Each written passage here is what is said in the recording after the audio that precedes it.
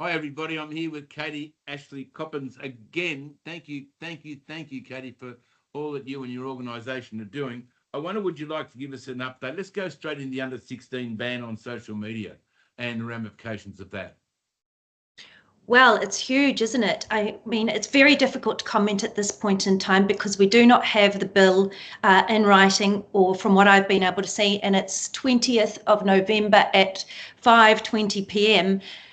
It's pretty interesting that we're being forced to comment on a bill that seems to have such wide ramifications for all of us, not just children 16 years and under, with accessing digital material and social media online, that we still haven't seen a bill that could be voted on as early as next week. And that really is quite alarming. I mean, it makes the MAD or the Mis and Disinformation bill look pretty minor. Yeah. Katie, what are you talking about when you say that there'll be impositions on the whole of the nation in regard to the ban? Are you saying to me that the ban will cause me to have to explain how old I am, therefore have to have a digital identification myself to be able to use any media, any of these platforms? Well, potentially, yes, Russell. And that's really for the reason of computers are hardware. People can get access to them. Multiple family members log on to the same computer at home.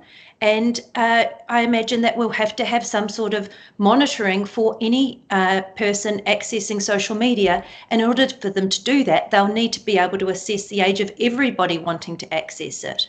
And my concern is, if you break the rules as they make them, who are they going to find, the parents or the child? Well, I think they're going to find big tech. So what we saw in the Mis and Disinformation bill, which was if big tech doesn't adequately censor what the government tells them to, then big tech receive big fines. The same is here. If big tech grants access to under 16-year-olds and under, then big fines to big tech. Crazy stuff. But my concern is that it will move on to we'll find the family. Oh, absolutely, absolutely. And, you know, it's very hard to make comments on this bill. There's quite a bit being commented upon. The whole premise of it seems pretty questionable. It seems like a very blunt object, or a very sudden or large step to take. And under the promise of new technology, which I have to say hasn't been tested and trialled, and to be the first in the world doing this, it really raises a lot of concerns. And I think parents and all Australians should be more worried about it than thinking that it's going to be a quick answer to them and their parenting difficulties they have with children wishing to access social media. Yeah. Katie Ashby Coppins, can I just say to you, let's move on to the misinformation, disinformation bill. And I have here your petitions to be presented in the Parliament. Here they are for everybody to see. I will be presenting those to Parliament at the appropriate time.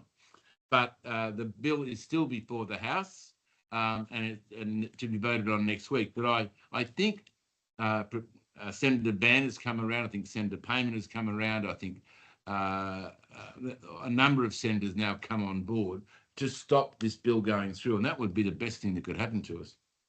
Oh, absolutely. I mean, well, first of all, interestingly, the whole bill or premise of the bill in respect of censoring comments about government is unconstitutional.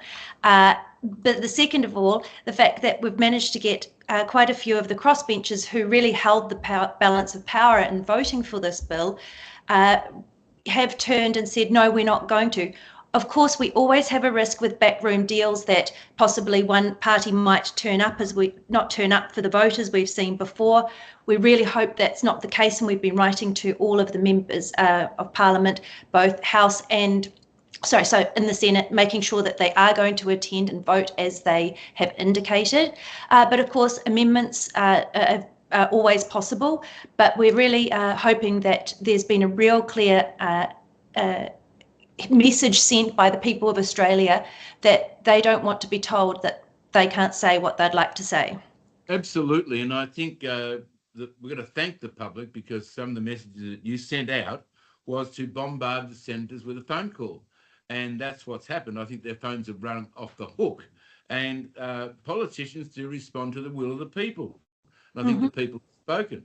They know that in the lower house, the government has the numbers and they just pushed it through. They just waited for everybody to speak and then just bang, pushed it through and off to the Senate. And now the senators, I think we've got some brave senators finally out there that have realised that the people of Australia don't want this bill. I know you're under a lot of pressure tonight for time. I'd like to thank you for coming on. Is there anything else that any other messages you'd like to give before we leave the program? Oh goodness, there's always a ton of messages, but I think we do need to celebrate the small victories that we have achieved.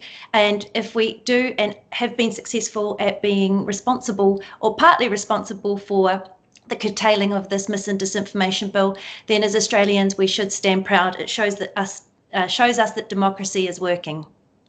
Amen to that. Katie Ashley Coppins, thank you for coming on again. I look forward to the next time we meet. Thank you so much, Russell, and thanks to all your listeners. It's a pleasure to be here.